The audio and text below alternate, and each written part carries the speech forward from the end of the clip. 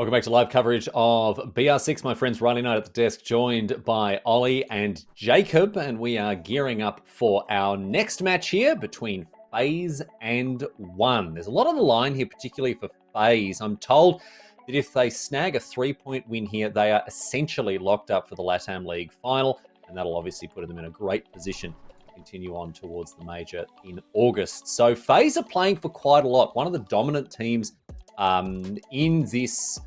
in this division, obviously, along with NIP and Liquid. But hey, we've seen Liquid go down already. We're going to move into our map veto phase here as soon as we're ready to go. Ollie, talk us through what we're expecting, not only from the map bans here, but also from, again, one of the best teams in FaZe. I think FaZe are that team that kind of hold true to a little bit of that sort of LATAM aggression that we used to harp on about of old. We'll have to see where that sort of drags us to inside of the veto now. Team oNe there choosing to remove Villa. Villa, a map that FaZe are exceptionally good at. We're getting rid of some more of the par for the course maps. Jacob saying no in the background, and you know what that means. Coastline is going to be the chosen map here. Again, not a map that either team is particularly well known for playing. Bear in mind that last ban is going to be Oregon. Now, that's a map that FaZe are pretty good on. They've got an above 50% win rate. They've got a better win rate than Team oNe do on it, but Team oNe have played it a lot more. Coastline isn't a map that FaZe play a great deal. I'm having to scroll all the way over to the right there. They've played it 4 times. They've got a 50% win rate, so it isn't looking too great, but I mean, does it even matter at the minute? Have all the teams just made an agreement? Like, guys, all we're going to play this weekend is going to be Coastline. I swear, Coastline, if baby. Game 4 is also Coastline, I'm going to lose fall. I'm going to. The one day I'm on BR6 and this happens, bro. Get your togs, get your goggles, mate. Slap on some sunscreen. We're heading down the beach. It's time to go to Coastline once again. Let's get to it, man.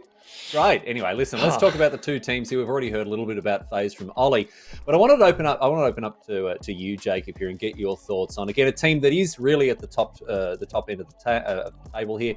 I believe they're in 3rd currently at the moment. Before we talk about these teams, let's get a sense of what we're actually looking at here. We've got a bit of a preview for this match here. Let's get stuck into that. Now, on the other side of that, we'll hear from Jacob and Ollie and their thoughts on this match. Let's get to it. This clash will be between two teams at the top of the table, a top-tier BR6 affair. The last confrontation between these two was on French soil at the 6th Invitational, and it went the way of FaZe 8-7. It's far too late! Astro and Alamo, with 5 MVPs each, are the clear standouts here, but both know that Rainbow Six is a collective game that will depend on the entire squad to work together and perform if they want to take it over the line. O jogador da FaZe tem que ficar de olho, eu diria hoje, o Cyber, por ele ser um cara que joga bem solto. Quando ele entra na partida, assim, ele começa a matar, ele fica bem confortável, né? Então ele consegue deixar várias brechas e jogar bem solto, enfim, isso acaba impactando bastante a favor da equipe adversária. KDS, ele joga muito solto, com aquela ashzinha dele. É um jogador que a gente tem que ficar de olho aí pra sempre estar counterando as entradas dele.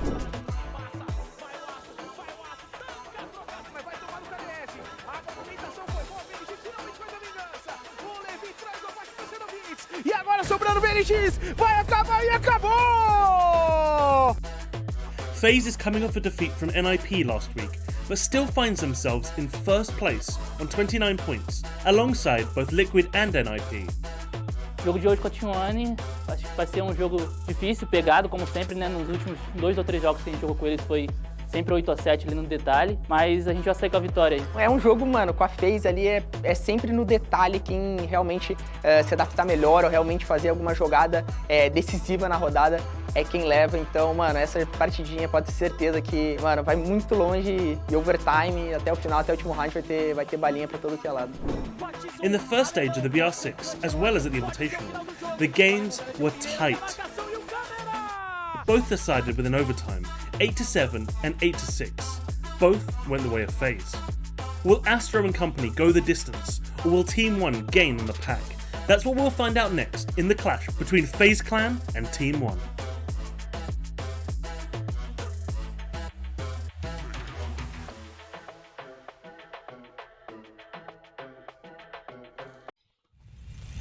Good to get to some perspectives there. Let's open it up now to our casters and get their perspective as well. The stakes, as we've mentioned already for this match, a little bit higher than what we've seen. This is a match, Jacob, where the victor will actually take away a lot, particularly if it ends up being FaZe, as they will, as we say, by our calculations, which may be wrong, but by our calculations, they will more or less lock up a slot in the LATAM League final. So a big match for FaZe. Yeah, any positive points in this case for FaZe Clan are going to help with their bid to make it to the LATAM League finals. I honestly don't see a way in which they don't, simply because they have always historically been within that big three of Team Liquid, NIP, and then themselves, FaZe, as simply being the most dominant. I think over the past 2 to even 3 years, you could rearrange those 3 teams in any order, and it would absolutely still be relevant to how all of them play by comparison to the rest of Brazil. They're simply on a different plane of existence, and that carries over to the fact that this team used to be 4/5 of the old MIBR roster way back in the day, and they're working together like a well-oiled machine now under the FaZe Clan banner. It's interesting that we are going to head back to Coast simply because it's a map that they don't play very often, but it's absolutely, it should not be understated the success that FaZe Clan have had, not just this year, but overall throughout their history. Yes, indeed. I mean, look, this is a name that I'm sure many people are familiar with, even if you're newer to following stuff like this. FaZe Clan is a very famous name, not just within Siege, but in esports more generally. So big things expected from them. On the other side of the field, however, Ollie, it's a team that also stands to gain a lot from this victory here. We're talking about a team that is looking to put itself in contention for these big tournaments, looking to get into a sniff at the LATAM League finals, maybe head towards the major. We'll see. But talk to us about Team One here, because I know that you said off camera that you like their chances here. Yeah, I think the Team One have probably got quite a good chance here against FaZe. It's not going to be an easy match by any stretch of the imagination. Recent form for both of these teams on Coastline when playing against each other is both teams have won once in the 2 times that they've most recently played. There was a much closer game that FaZe were able to win, and then the one that Team One won was a little bit more decisive, but that not really, taking too much into account. Obviously, that's in the context of a different sort of setting. I think a couple of those games coming in SI and then one last stage, so a little bit different stakes here for this one. I think Team One, they've just come out and surprised a lot of people. They're a team that have generated a lot of fans over the last sort of couple of months, a team that have really risen in popularity and sort of, in notoriety. They're a team to take and pay attention of, and they have a lot of talented players on the side as well. A relatively newly formed side, and still giving us these surprises. I mean, let's talk about as we head towards our match here. This is, again, there's a lot on the line here. There's a lot for these teams to play for. It's going to be electric, and it looks like things are ready. The cleanup crew has cleaned up the mess from the last 2 matches, and we're ready to get underway. Let's head down to Coastline for the 3rd time today with your casters. It's Ollie and Jacob. Thank you so much, Riley. I think that the Coastline janitor is probably getting a little bit sick and tired of the mess that is being created repeatedly on this map. If you are just joining us and have tuned in at any other part throughout the day, fear not, we are in game number 3. We have just seen a lot of Coastline today, but we don't get to see it all too much, so it's not too much of a big deal. Certainly not a Morrigan situation just yet, eh, Jacob? I mean, if you had to pick, like, cafes based in like very cold Moscow, right? Clubhouses in Germany. If I had to pick a map to go back to over and over again, like in real life, I would absolutely want to go back to Ibiza, which is where Coastline's located. I would absolutely want to go back to Spain, given the chance. By comparison to any other map, we might as well go back here. But here's something kind of curious. A completely different set of bans than what we've seen from the previous 2 games. A Thatcher, a Jackal, and a Mute, and an Echo. None of these, I believe, unless I'm crazy, were banned over the course of the previous 2, because it was a Nomad and a Lion banned both times on attack, a Jaeger, a Valkyrie, and a Mira. Completely different set this time around. The Mute ban is interesting because it's used a lot in Brazil anyway. It's going to force Cameraman to play something different because that man is a bona fide Mute main through and through. But everything else is drastically different so far from what we've seen through the previous 2 games. Makes sense to put a bit of pressure onto Mute as well, as Alamau is I mean, it's difficult to say that, oh, so-and-so is known for playing an SAS operator in Brazil, because they can all play to a very high standard with that SMG-11. And that's just something that we've come to accept and acknowledge and enjoy when we see it happen. But moving into the game now, we are going to be starting FaZe Clan on the defense here. So the bans are going to give a little bit of freedom over toward the attackers, and we're seeing that freedom be taken advantage of straight away. No Nomad, which I'm kind of surprised about, honestly. Instead, Levy's going to be bringing the Lion.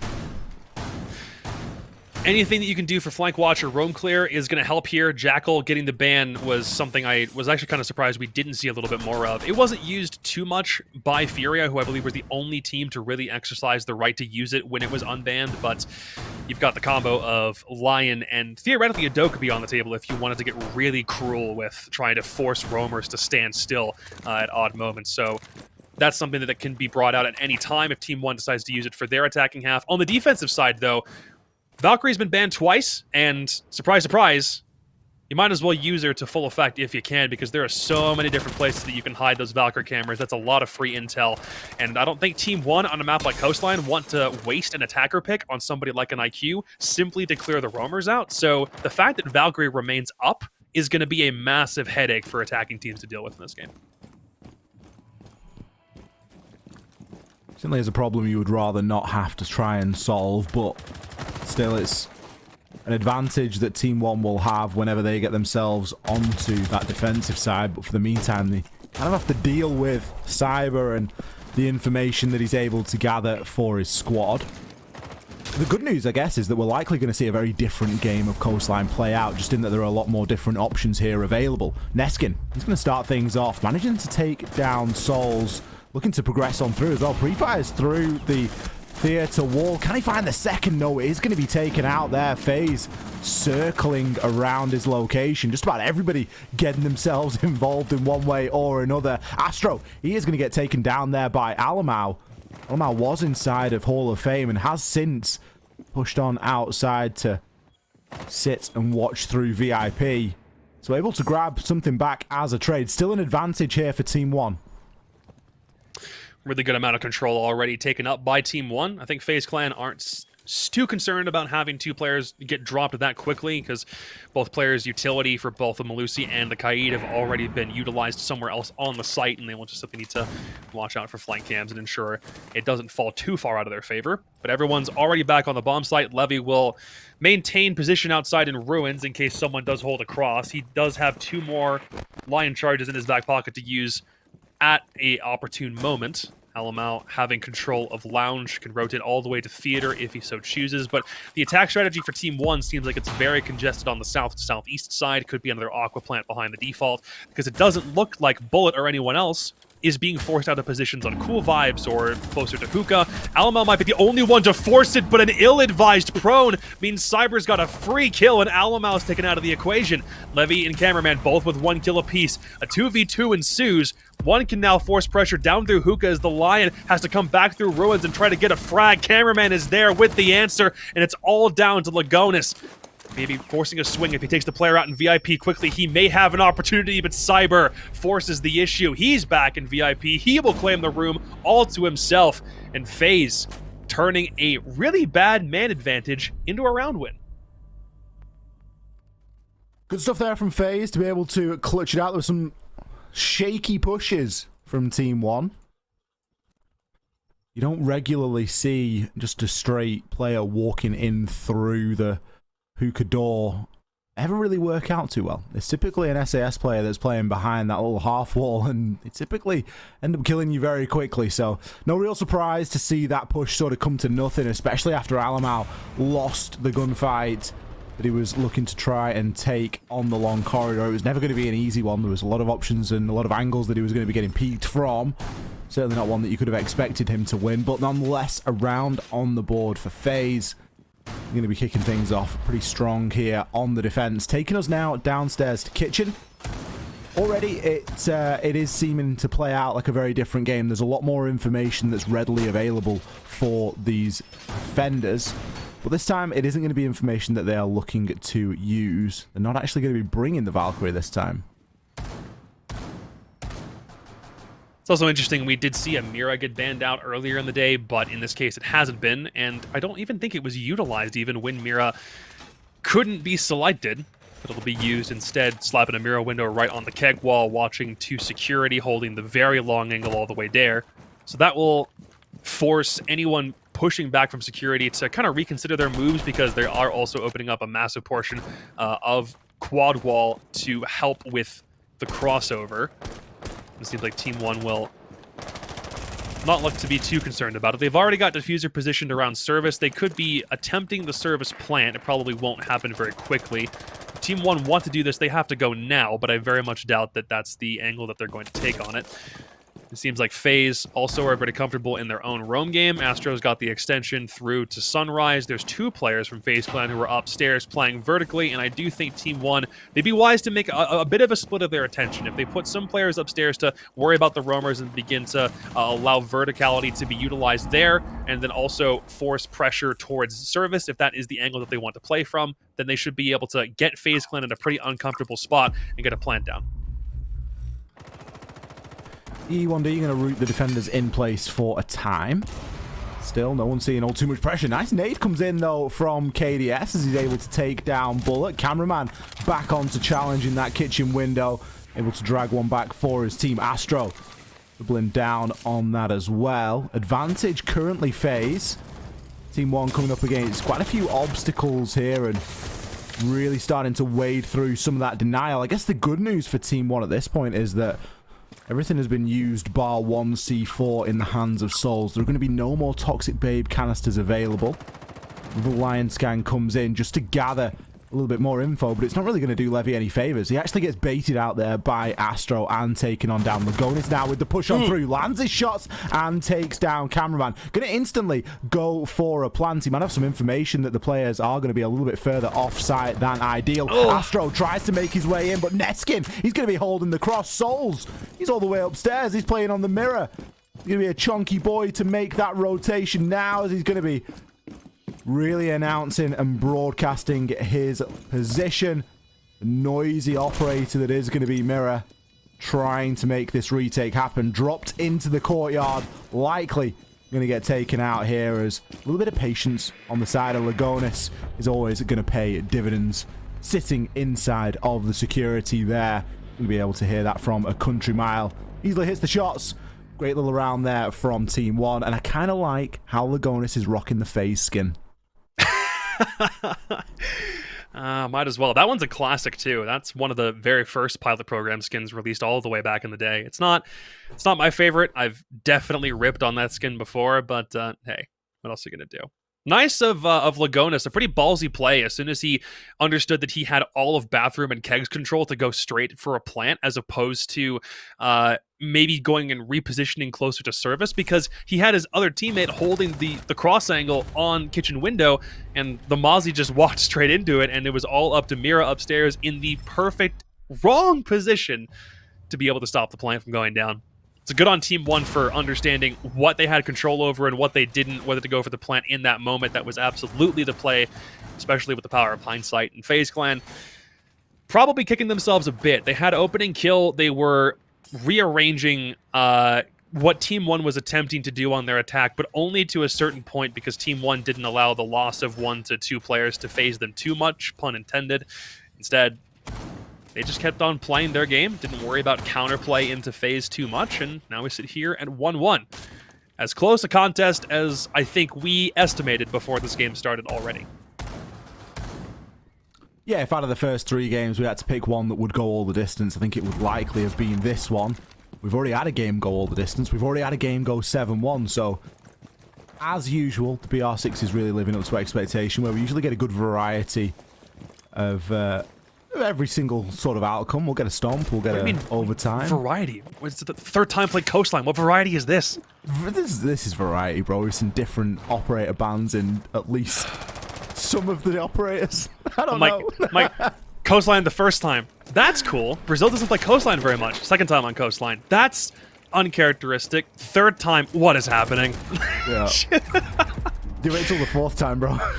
God, if it have, Going I swear well. I'm going to lose full if it goes 4 times in a row. That's about to be insane. Alamal will open up the killing and take Cameraman out of the equation.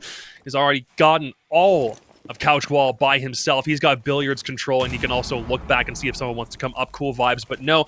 Instead, it will be the Gemini heading down Cool Vibes to get a little bit more intel, and there is still a cross being held in VIP. That's where it seems as though Malusi of Bullet is situated for the moment. Cyber takes a little bit of damage from the Lion too, but he's now been scanned out, but he will scamper away, see if he can't force someone from Team 1 to look in his direction as he doesn't stand still for the Lion charge, and so Team 1 now will have to mix things up a little bit. They still have some control of top floor to get. It's just Astro upstairs, and he may already be wanting to make a rotate back down to site already.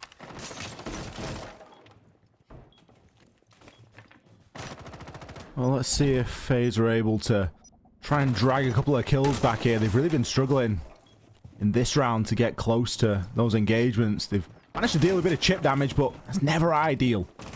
He's trying to come away with the frag. Souls gets himself dug in. He's got a bit of utility to try and stay alive here, but you wonder about the pressure that is soon to be knocking on his door. KDS is able to shut down Bullet, who by all accounts is struggling to find that scoreboard today. Astro looking to make a rotation on in. FaZe really looks starved for information, which is frustrating with Valkyrie being available, because in round number 1 they were able to not only win the round, but they had a good idea of where the push was coming from. Yeah, we'll say now they're struggling. The intel is going to matter a lot, especially when the op simply exists in the fray, and you want to use it more on your defense more than you want your opponents to use it on defense. So if you have the opportunity, you absolutely should take it, especially in a situation like this. Seems like it's all from Mud. Here comes the massive utility dump. Souls is full blind. He might get killed out here, and he will be. So Astro and Cyber have a very tall task, but Astro at the very least can nab one. Cyber all the way across the map gets flanked from the roof, it seems like. And Team 1 already, you had an inkling about Team 1 being able to pull this game out over FaZe, and so far they look very successful in attack. I am not going to take any credit or joy out of that statement, Jacob, just yet. I mean, I appreciate it, but I think we should see how this one goes, because if today's been anything to go by, we really aren't in any position to be judging what's going to happen. I'm saying this in the hopes of jinxing somebody at some point. Let's just... You just throwing jinxes out there. If I'm the reason that Santos won against Liquid, then I might as well be the reason that suddenly Team 1 gets momentum and then chucks the game away. I have no idea. Stuff's whack today. You mentioned you felt like you woke up when you were in an alternate reality. I've been here for a day, and I can already tell you, it's an alternate reality. This is it's just kind of strange. I think it's maybe because I have the blind closed today to deal with a little bit of the sunlight. I think that's maybe like just hemming me in. It's focusing all my attention onto the game, and the repetitive of Coastline is just sort of coming around like a sort of fast movie where you're running down the corridor. It's like vase, lampshade, couch, vase, lampshade, couch is like they're running away from the horror, and I feel like that's what Coastline is becoming becoming now. It repeats over and over. You can never escape it. Yeah.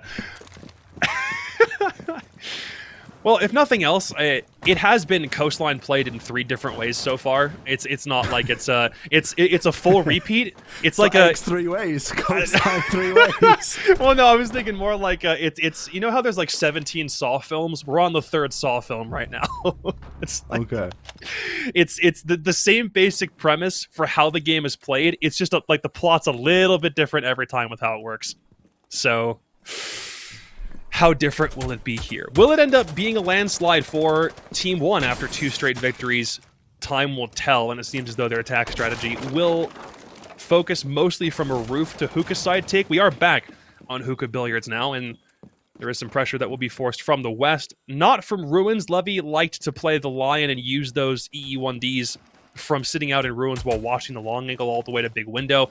Don't believe he'll be playing the same angle, and it seems as though FaZe, they've left Cyber downstairs, and they've left Cyber all alone.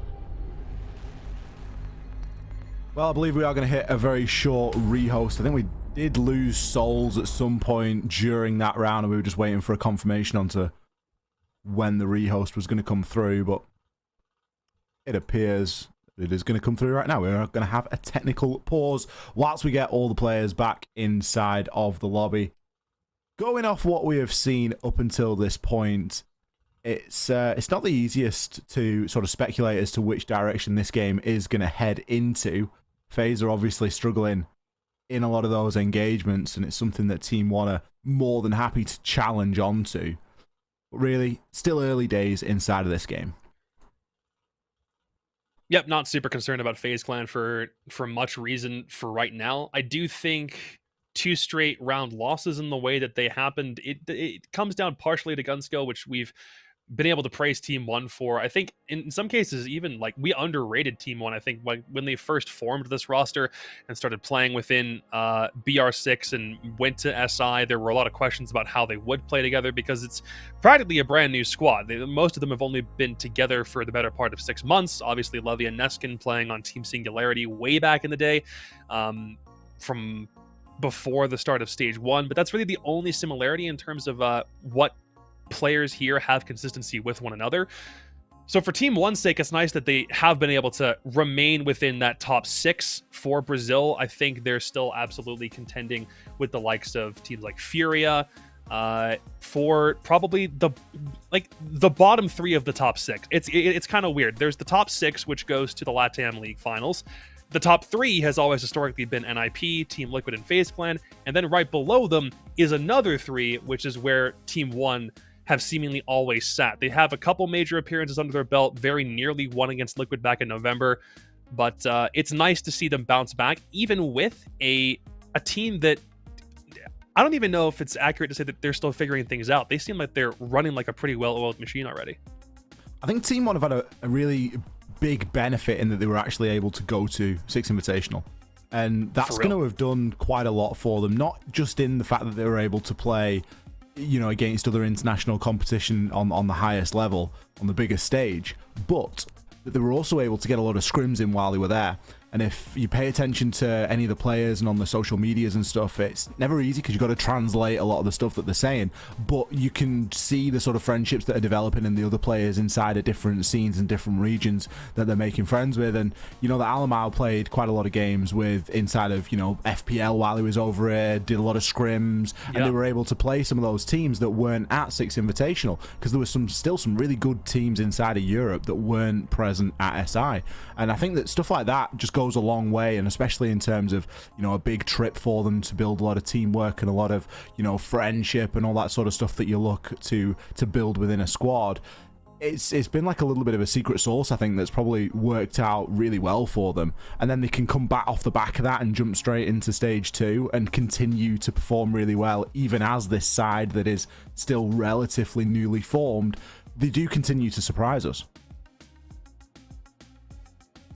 Just about ready to head back into the lobby here in just a moment. It was a case where I know that the default reflex for a lot of players in Siege is to, if you have a problem and need to rehost, everyone from the team that calls the rehost then promptly leaves the lobby. But we're at a point now where we've got a pause feature, and I'm just like, man, what are we rehosting for if only one player has to leave? But it was a case where we were already in game by the time the rehost itself had been called, so it seems like we'll head back into it once everyone seems like they're situated.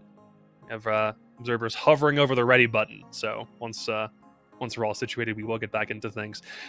I'm not super worried about FaZe Clan's chances in this game, by the way. After only 3 rounds, I do joke a little bit about, hey, Team One's doing good, but again, it's only been 3. Both of those attacking wins so far have been pretty textbook and also examples of very good decision making in the interim, especially on round number 2.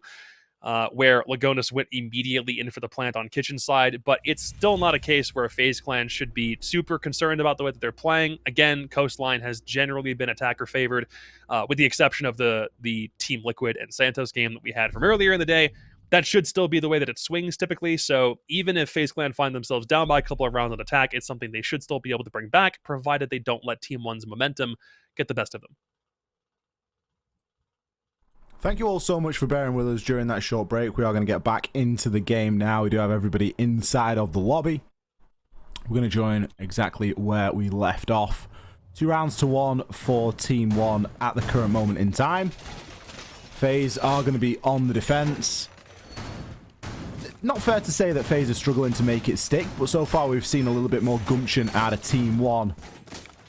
especially with how convincing a couple of those rounds have been up until this point. We're going to be looking back toward the only site that FaZe have won out of the 3 played so far, and that is going to be Hookah and Billiards. Operator selection so far, again, it's Coastline. It's not like it needs to be super countery, I guess. It's pretty basic what you're trying to do on the attack. It's roam clearing. It's only typically 1 hard breach. You're not bringing a Thatcher. In this case, it's been banned for the first time today on all 3 Coastline games, but it's still a case where you do have a lot of utility to nullify, but it isn't coming in the form of a Jaeger, so I think or in this case it actually is, I meant the Wamai. So you're still bringing a lot of utility to burn with. A lot of operator selection might come from what secondary utility you provide to your team, but 20 seconds in, right off the big window, Levy's just aced cameraman immediately. How and why? Levy from the ruins, doing the damage, able to pop the lion scan, get himself into the drone, see if there are any more players to try and find. Cyber, he's responded, he's taken down Alamowers. I could only imagine Alamowers getting a little bit too aggressive there, particularly with where Cyber is playing.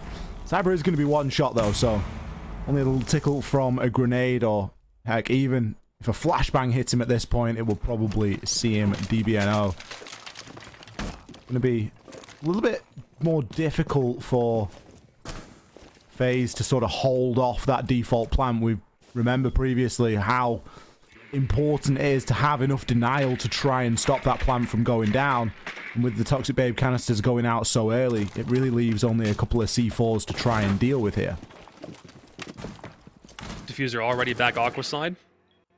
If that's where they want to go for the plant, you absolutely will be concerned about those C4s, but it seems like Neskin is at the very least aware of this, and the roam clear from Team 1 after it's already confirmed that there's no one else sitting top floor can then begin to focus at least a little bit on where the defenders are situated downstairs in case there's a Nitro that would stop one of these plants, and there is a FaZe Clan defender down below. There's no one back behind Couch Wall, and KDS is going to force the issue, make sure that there's no one here. Cyber is, but is only on 1 HP. Can he find anything? Not with KDS spraying it down like that. There's the first Nitro Cell utilized, though. And then in this case, the only Nitro Cell that could be expended has been, because the other one has been killed. Neskin, 2 quick frags, and it just turns into Souls trying to defend, and KDS forces all the way from the double door, kills the Kaid, and we sit at 3-1 now for Team 1. Team 1 looking very good, especially on the execute, all assisted by that nice opening pick from Levy. You can never pick who you get, but to take out the smoke, to take out cameraman there, I'm sure that he was very pleased with that one. It really gave such a big opportunity toward Team 1 there. They no longer had to worry about getting stalled out due to time and could just instead focus on trying to overwhelm the bomb site, which is essentially what they did. Coming out with enough frags and enough of those advantages to be able to take those 2 versus 1, 3 versus 1s when it really mattered, and ultimately a very short round there for FaZe where they didn't really see all too much going in their favor. Now that makes a lot of sense as to why they have gone here again.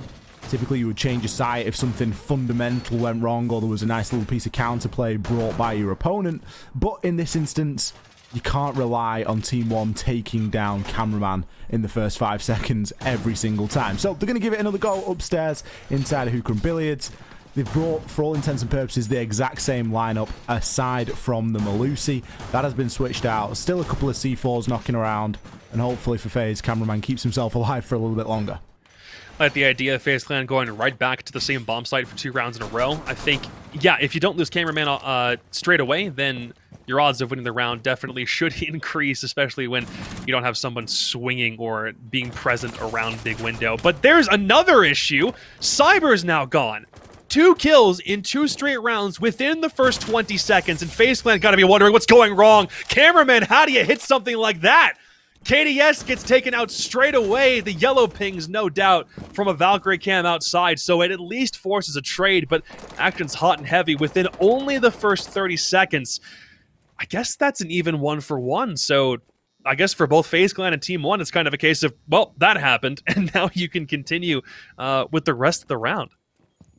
It's a big loss on both sides, and I'm struggling to weigh up in my head who it really favors. Obviously, a C4 gone from the side of Cyber, and then 2 nades gone from KDS. Lost a lot of information as well from KDS, and Cyber can now sit onto his cameras and give a lot of that information out, and his players and his team are making full use of it. Levy, he's got himself taken on out. His cameraman is on for a double kill in the round, looking to make it a triple. Swinging on into Blue Bar. He's got plenty of information around him. He's not sure he knows of Neskin. Just sneaking up here outside of kitchen. Removing the default is going to give the game away here. There was a hole inside of the wall. Neskin sits down 1, but eventually will be traded. Cameraman is on for that quad. He does know there's going to be a player on the cool vibes, but instead is making a full rotation. The plant's actually going down here. FaZe have been distracted for far too long, and Team One have stayed focused, recognizing that the site is upstairs, and now they've been able to get the plant down. Lagonis looking to hold it from inside a sofa. We've got Alamau on cool vibe stairs. A very peculiar position to find yourself in as an attacker trying to make this retake happen. Alamau finds the first. Toxic Babe canisters now being used to try and allow cameraman some sort of access on into the site, but it isn't going to be enough. Alamau from inside of Hookah is going to be able to find that final kill. Doesn't need more than a glimpse to get the job done there. Little confused. FaZe are back on Hookah for the second round in a row. They do have some more secondary utility, like other nitro cells in their back pocket, waiting for a plant to go down. Playing them downstairs makes perfect sense because it's just a matter of throwing the charge up, pressing one button, and all of a sudden plants down, and Team One have to get somebody else to reclaim the diffuser. But the problem is, everyone from FaZe Clan in a 3v3 it rotates downstairs. So in spite of the 2 crazy kills within the first 30 seconds, it seems like everyone from FaZe says we'll play from bottom up, but they still can't play from bottom up, even in a 2v2. Like, it wasn't a default plant, very obviously. It wasn't like right behind the bomb chassis in Billiards, looking onto Aqua, that Team One planted. They planted a little bit more in the middle of the room, closer to the actual Billiards table itself.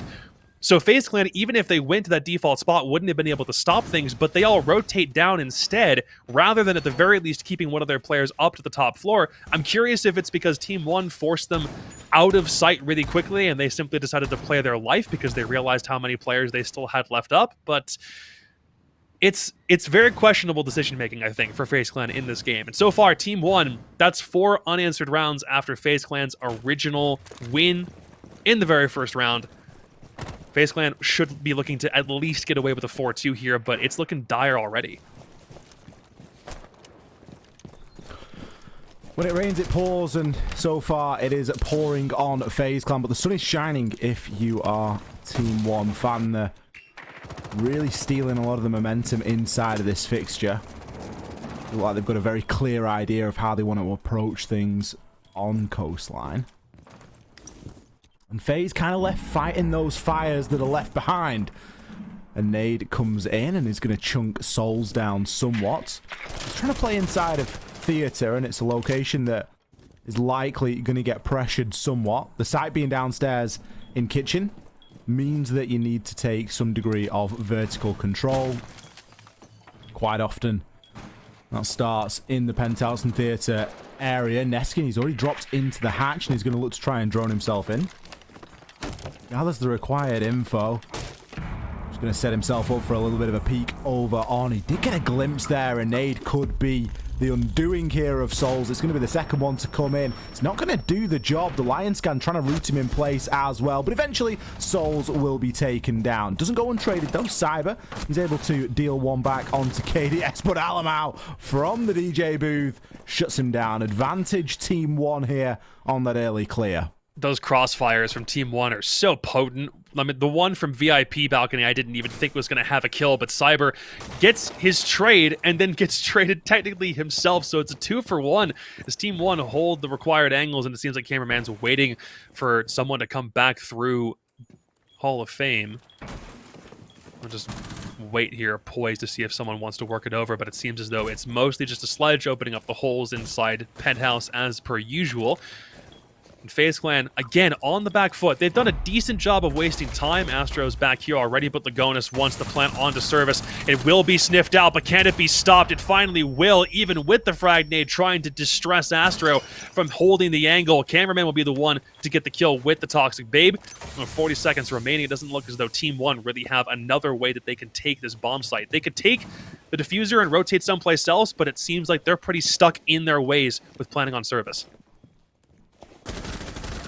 Ooh, Bullet. He's going to be able to find the scoreboard and take down Neskin.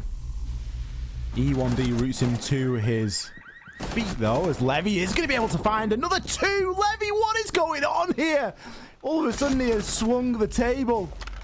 Still, comes down to the 1 versus 1. 11 seconds do remain. Alamau could try and get the plant down here. The vertical angle is not going to be sufficient. He's seriously outplayed Bullet. Bullet is having a mare. He spent a good extra few seconds. Time that he could not afford to, trying to get into a position to challenge Alamau.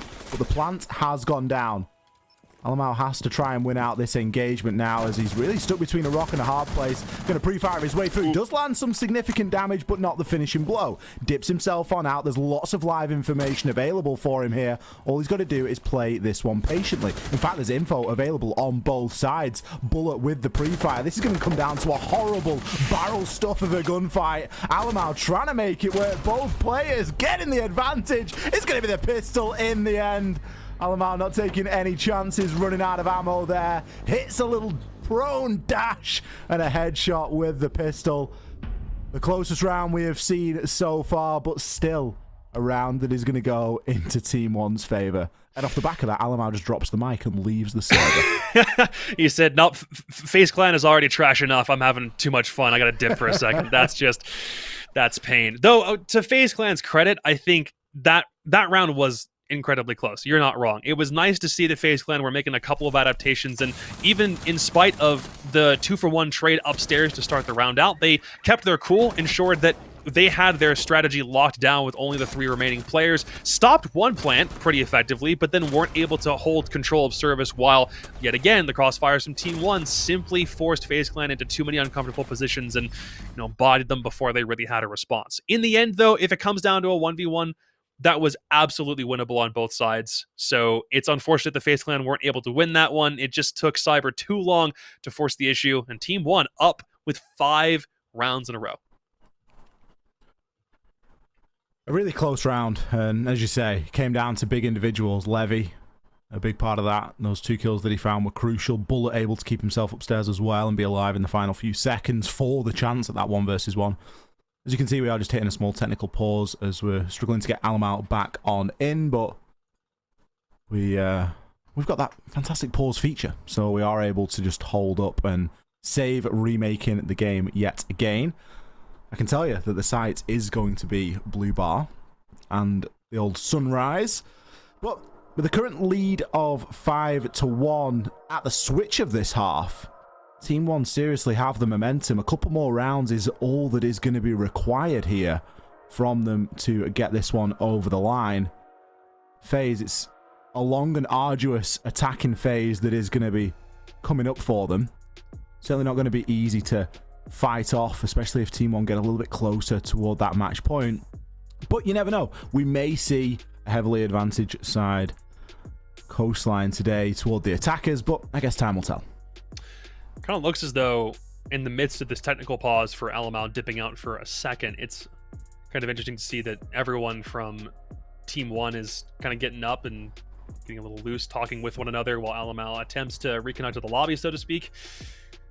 One of the advantages of having everybody all in the same place at the same time while you play the game, it's something that the North American League has, except that's done entirely on a stage within a LAN environment. It's not something that, unfortunately, Europe is capable of taking advantage of, because for the most part, teams are all separated, playing from their own individual residences, and they're not all together in the same place. But it does speak, I think, to like the camaraderie of teams in Brazil being able to play from the same centralized location. They're all, up in team houses or complexes, enabling all of them to have very fast communication and debriefs back and forth with one another to discuss what went right and what went wrong when games are all over. It's a really great thing in terms of overall team chemistry to just kind of have, and you're never judging the people that you're working with over an online connection, like it has been for a lot of regions and for how most of Siege has been played previous to now. It's just one of those cases where being in the same room with your teammates makes things infinitely easier for you. It really does. We're going to be headed back into the game now. Alamau has managed to reconnect. The teams and the players have had a moment to maybe, I don't know, gather their thoughts. If you're on the side of FaZe Clan, that's probably something that you would want to try and do at this point. Oh, the age-old six-pick. The IQ gets six-picked out of, and the Valkyrie, that gets six-picked into. Still, Flores for an IQ is probably a worthwhile trade here. Anytime someone does that, or it's just a case where one operator gets sixed out of and another one gets sixed into like that, it's always a moment where you're like, you're going to be kicking yourself for not understanding like what's on the board now. FaZe Clan picked the IQ, presumably, to see if Team 1 would be playing the Valk, realized Valk wasn't there, swapped back off of it. I have to imagine that FaZe Clan are preparing for Team 1 to be playing the Valk in every round, because on a map like Coast, where there are a lot of different places to hide, especially on the outside, not having an IQ to clear those Valkyrie cameras is going to... It will be such a thorn in the side of FaZe Clan already. Like, I'm already calling it now. Even with FaZe playing Valkyrie in the majority of their rounds on defense, it still didn't translate to round wins. And Team 1 so far seem like they have a pretty fair amount of momentum on their side so far through 6 rounds. So look for Team 1 to decimate, and FaZe Clan may already be on the back foot because you're attacking and you don't have the 6th man at the clock on your side. Attack certainly requires a lot more coordination here, and it's something that we saw Team 1 not really have too much of a problem with, especially on a lot of those trades and some of the more extended duels that were taking place for areas of map control. Let's see how FaZe approach that today, and if they've got a little bit of a firmer idea how they want to clear out these areas. Souls is going to be droning into Penthouse and Theatre now.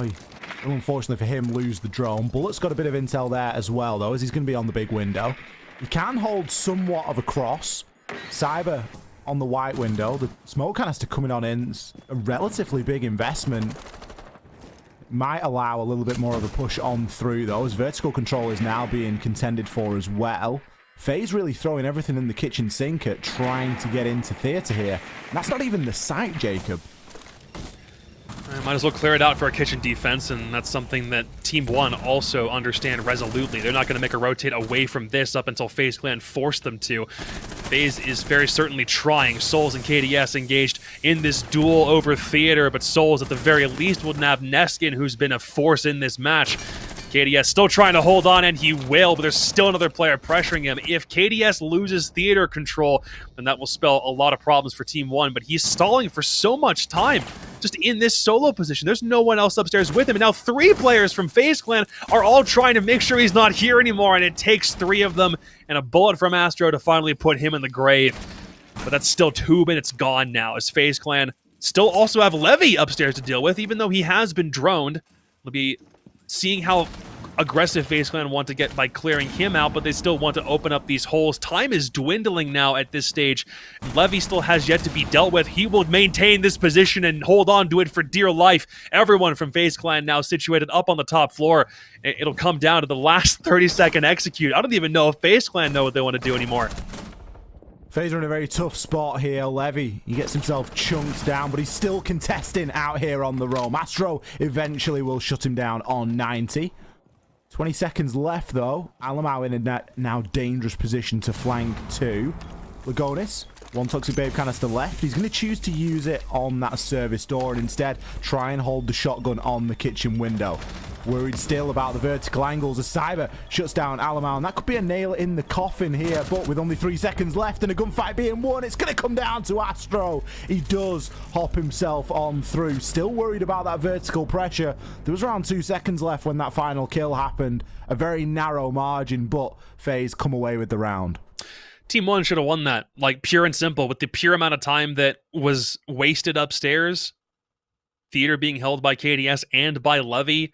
In basically 2 stages, Levy didn't push at the same time KDS did. All of FaZe Clan's attention was focused solely on the Goyo upstairs. Sorry, the Mira upstairs. But the problem is, as soon as the Vector player in Theater's gone, as soon as KDS dies, then there's Levy. who you also now have to focus on. He's doing more of the same time-wasting game, just spraying bullets and preventing FaZe Clan from walking through doorways or, peeking the same holes that had already been opened up by Habana. It's a case of FaZe Clan just getting swarmed by bullets at wrong moments from Team 1, but Team 1 simply aren't able to stall out for enough time in the end. It was great for the first 2 minutes and 30 seconds of the round, but then within the final 30, instinct kind of takes over and FaZe Clan win out. Stopping the bleeding finally. 5 unanswered rounds from Team 1 now has been given a little bit of stoppage from FaZe Clan, so it's not the complete end of the world. We will not see a 7-1 rehashing of our previous Coastline game, but FaZe Clan still have plenty of time to turn this one around. There is an opportunity here from FaZe. As we mentioned there, a narrow margin. Another time where Levy is forced to go pretty big to try and make something happen for his team. You do wonder how repeatable it is on the side of FaZe. They're going to be attacking upstairs now into Hookah and Billiards. A site that we've seen Team 1 have mixed results on, honestly, back in their attacking side. Sometimes, I think they came away 50-50 out of here.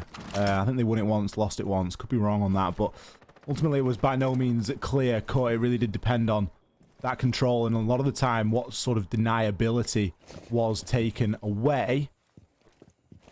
Team 1 haven't brought the smoke, which honestly could come back to hurt them a little bit. We've seen smoke so powerful. No one really needs an introduction as to what smoke does, but those Toxic Babe canisters in terms of denying time can be very valuable.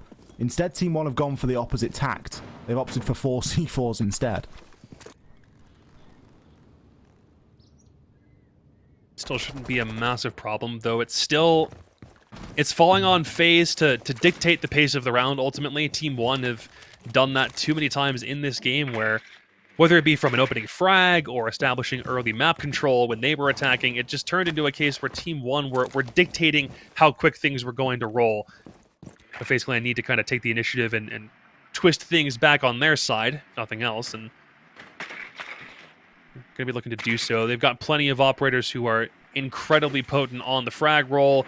An AK-12, Zofia, Sledge, and Twitch all up, so it means that they're not going to be suffering in terms of what guns can take players out quickly. But again, it's Coastline. The roam is ever so important. It'll be a Valkyrie, a Mozzie, all off-site, and it kind of seems like FaZe Clan aren't playing too many people together at the same time, and there's the first frag. KDS from downstairs will knock Astro out, so no more ace can be used, but the Selmas gave away his position. They have been used, though, so his utility was effectual for something, even if it meant he couldn't survive past the 2-minute mark. Now seeing FaZe set up for this default plan, but Souls is actually going to run in all the way deep, taking down Lagonis. Cyber backing him up as well. They could be looking to try and plant now on the threshold between Billiards and Hookah. Neskin trying to fight his way on through. Soul's going to be on a little bit of a tear. He might have the diffuser in hand, but frags are on his mind. KDS with the flank, picks himself up too, confirming Cyber and Cameraman. What a flank it was. Strange to see as well, Nomad being available, but just not being brought and not really too much attention being paid to this flank. For all the success that Souls has had, he now finds himself in the 2 versus 1. Make it the 1v1. Can he land his shots? He's going to switch to the AR here for a little bit more long-range potential. Looking to try and get the plant down. KDS has let him do so, though. That could be a big mistake. The P10 Roni, it is going to be fairly superior in this engagement, that fast fire rate and only a couple of shots needing to be landed.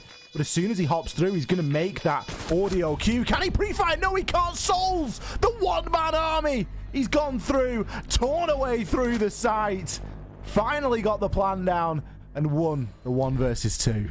Oh, Team 1 very nearly had that, and I don't even mean in the 1v1 scenario at the end. The flank from KDS very nearly won the entire game. The Nitro Cell kill from down below was a massive factor in that round, but the 2 kills as he bursts through luggage to Aqua, and neither player that he kills in Billiards is looking his way at all. It was so almost very dire. Cyber and Soul sprinting right in. KDS takes out Cyber and then Cameraman, as you see in the replay, but then Souls, the nastiness of the SMG-11, and then swings again as Mozzie attempts to land him there. That is masterfully done from Souls. Still a case, though, where the flank from KDS should have been the win condition for Team 1. It absolutely should have been. FaZe Clan didn't have somebody looking back towards Aqua as Souls and Cyber both sprinted directly into the site. That was ultimately the right call, and I'm happy that FaZe Clan decided to take that level of aggression straight from Couch all the way to Hookah to make sure they had both bomb sites firmly within their grasp. It very nearly fell under the radar, so thanks Souls for being able to clutch up when it mattered. But Team 1, the only mistake you really made in that round was just not winning the 1v1. FaZe Clan made far more mistakes in that round than you did. Again, though, another round that came down to a fine margin. That's the last 2 rounds now that have come down to a 1 versus 1. And neither really being too clear in which way it was going to go, so the margins in this game have gotten a little bit smaller since the sides have switched. And it's no longer looking like it's going to be an easy game for Team 1. I mean, it never looked like it was going to be an easy game, but there was a time where the momentum was just in their favor so much that you kind of expected something. FaZe seriously showing up, though, and starting to carry the load a little bit more equally between the gang. Souls, as the support player, was such a big round previously as well in terms of frags. It shows how capable a player he is, but still, that was then, and this is now a new round and a new site. Blue Bar and Sunrise, the chosen location. You've got to think that there comes a point here where Team 1 start to try and play this one a little bit more passively to get it over the line, because they are still in the advantage position. They've still got 5 rounds versus 3. They're only a couple away. There's got to become a time where they look to stack the site a little bit more heavily, and maybe that's what we're seeing now. There's a good bit of presence inside of Sunrise. There's still a couple of players above that are going to be holding vertical and looking to keep control. And you daren't let the fuse of Cameraman get anywhere near that billiards room. Yeah, we haven't seen any security takes onto Blue Bar from what I'm remembering from today. If we saw Double Bar, it was usually some sort of Sunrise take or players on the attack going right in and just killing every defender. That's kind of been the idea. So this is a unique take on the day through all 3 Coastline matches that we've seen. And a lot of it is going to rely on the drone game now, as FaZe Clan, for their own part, aren't getting aggressive either. It does seem as though Team 1 are kind of content to wait for FaZe Clan's approach. Both Neskin and KDS off the bomb site. KDS kind of ripping his former team a new one. He's having a great day on the roam even before the rehost. His stats were already sky high. At the moment, he just seems to be continuing the trend. First Toxic Babe is utilized on right onto blue wall. Bullet does open up the killing. Finally, it seems like FaZe might have one thing going their way, but it's not all set and done yet. Astro will keep on trying to open up the wall if he can, going right in for the plant, but both Lagonis and KDS, 2 of those roam players, are about to make life really difficult for FaZe Clan. But for the moment, it seems like plant can go down. No one from Team 1 can get in before it happens, but KDS still up above. Now they know about all the players in security, and even if Lagonis didn't get that double kill, you still would have had KDS dropping from the hatch. Team 1 get the counter defuse off, and now we sit on match point for Team 1. Just seemed as though it was a bit of a honey trap there from Team 1 that they'd set up. They were like, yeah, sure, you know, you can come and get the plant down, but we are more than ready to cut you down in the process. KDS and Lagonis coming in pretty big. Good vertical pressure and presence that was never really dealt with there by FaZe. And Team 1 get themselves onto that match point. This is where things start to get really tricky now for FaZe. They might have a couple more rounds left in them, but can they get 3 before Team 1 lock this game up? 1 round is all that is going to be required. We're going to be going downstairs into kitchen for this site. If we cast our minds back to a couple of rounds ago, this was one of the rounds that came down to 1 versus 1 when the roles were reversed, when we saw Team 1 on the attack. And even then, since we've seen it played, not a straightforward site by any means, and an opportunity for FaZe here. Still, curious to see no Valkyrie. I know we've kind of gone on about it a little bit, but it's always nice to highlight an operator that does see regular banning, but also then isn't played when available. I think the flip side for that would be the Mira in this case, an op that we've seen on occasion but not on a kitchen defense, which is a little bit interesting. We saw it, I want to say, in round 2 because it was the long angle being held from kegs to security. But it isn't being played here, and it kind of seems as though Team 1 aren't really focused too much on the site proper. A lot of those reinforcements and additional utility is being focused away from the site, so they are preparing a very deep roam structure and waiting for FaZe Clan to maybe take this from multiple angles and trying to waste time away from the bomb site rather than allow FaZe Clan to get closer to site and then work on it from there. However, FaZe Clan look as though they're a little bit splintered in just where they're spawning in. They're looking to hold angles, maybe watch for runouts, ensure that there isn't someone who will be coming from that direction. They also haven't been playing a Nomad so far through this attack. First time today she's been unbanned, and all those flanks have to be held manually, as there hasn't even been like a Zero or somebody to do it, to aid FaZe Clan in that endeavor.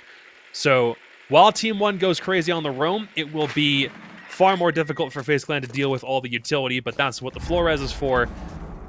I'll have to see how much time Team 1 wastes with this endeavor.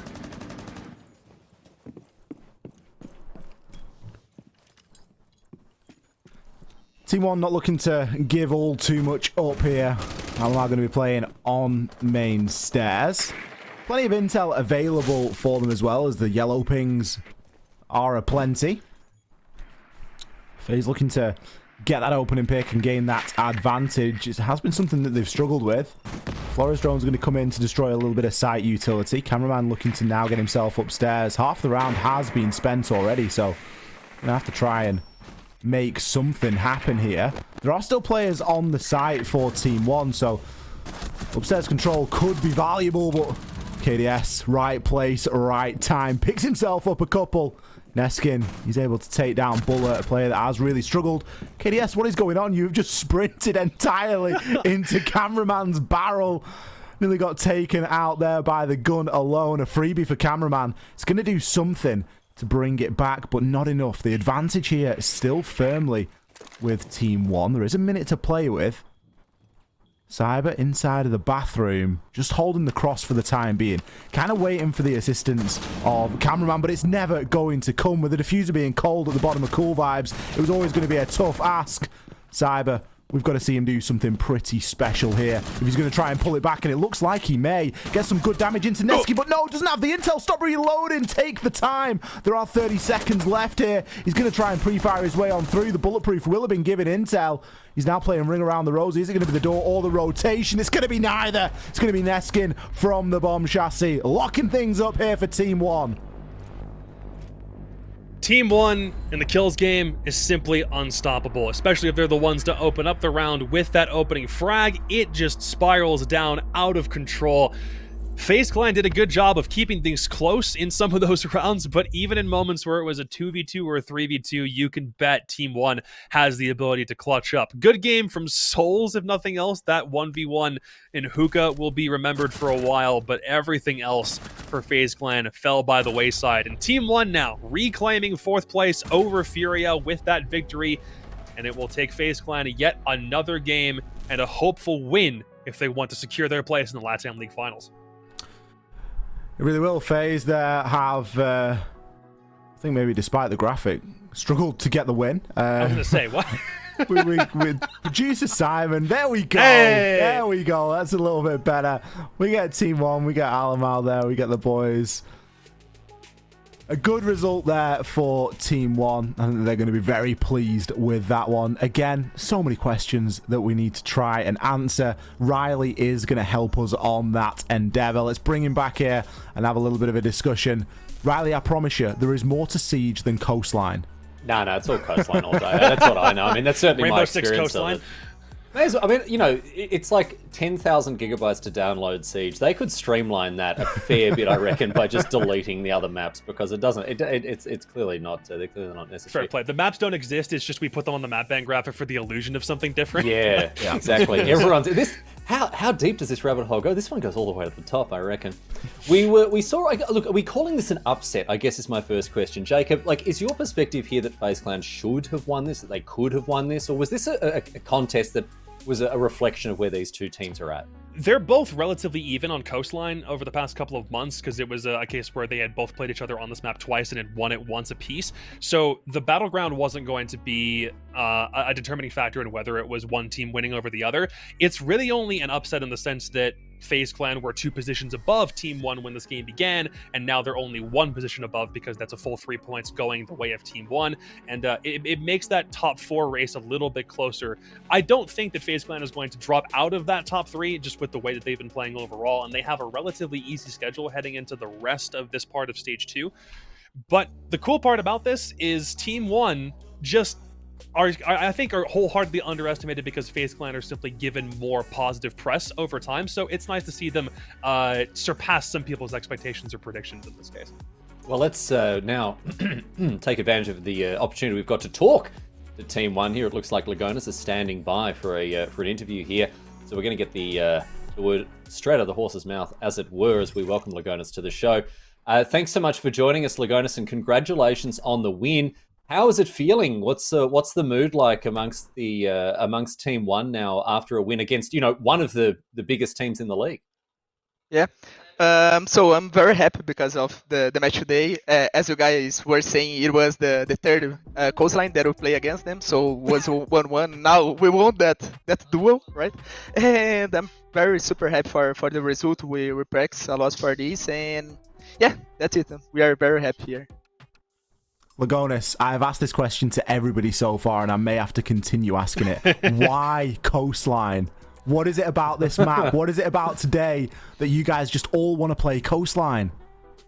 Yeah, Coastline is a map that you can have many options to do many plays, so different play styles you can do like in the same map. So I think that's why this map is so funny to play. It's fun to play in this map, So yeah, we have all the strats behind why we play Coastline today, but it's a map that you can make so many opportunities different, So yeah, that's it. Coastline is a cool map, so to watch too, I think. So the spectators may like to when we play Coastline or other teams, because it's always an intense match, a lot of kills and like fast rounds too. So yeah, that's it. Lagonis, you got a pretty interesting schedule coming up for your last couple of games. You've got MIBR tomorrow, and then you've only got 2 more for next weekend against both Liquid and Black Dragons. You're now in contention to potentially bust into the top 4 before heading to Copa Elite 6. Do you think you've got a chance to maybe even go higher than 4th place, or do you think that schedule is going to be pretty tough coming up? Yeah, it's a pretty tough schedule. That's right, but I think being in top 3 right now, I think it's really tough because I don't know, it's 6 points of difference if I'm not wrong, or 3 right now, and it's close, it's tough. But we are practicing for this, and I hope we can get there in the top 3. But if we stay in top 4 for how much time we have of the team that is a new team, I think 4 months and a half. I'm happy about this. So if we stay in top 4, it's okay for us, and next split we can do better, go for top 3, and let's see. Well, it sounds like, look, you've got a great attitude. The team's certainly done very well today. Congratulations, Lagonis, to you and the rest of the team on a job well done, and hopefully we'll be catching up with you again soon after another win. Congratulations, mate. Well done. Thanks, man. Thanks. I'm happy to be here. Thanks again for talking to me. I always like to come here and talk with you guys. You guys are amazing. I really like your questions, and anything. Talk a little bit. It's always fun.